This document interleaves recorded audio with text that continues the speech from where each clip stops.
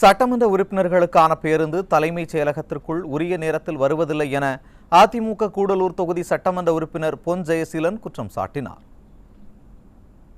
பொதுவாக கடந்த 2-3 நாட்களாக 4 மணி வரை 19ஆம் தேதி சட்டப்பேரவை நடைபெற்றது. நேற்றைய தினம் 3 மணி வரை நடைபெற்றது. இங்கே இருக்கக்கூடிய சட்டமன்ற பேரவர்கள் எல்லாம் வெளியில் செல்வது கேள்வியில துணை கேள்வி இருக்கா? இல்ல பஸ்ல போக்குவரத்து கேளுங்க. போக்குவரத்துங்கய்யா, போக்குவரத்து கேக்குறீங்கய்யா. சட்டமன்றக்குள்ள அயற்சியோட நிறைய நேரம் நடைபெறும். அயற்சியோட நாங்க வெளியில போறோம். அங்க இருக்கக்கூடிய பேருந்து, சட்டமன்ற உறுப்பினர்களுக்கான பேருந்து பாத்தீங்கன்னா எல்லாரும் போன பின்னாடி ஒரு அரை மணி நேரம் நாங்க அவைக்கு வெளியில வெயிட் பண்ண வேண்டியிருக்குது.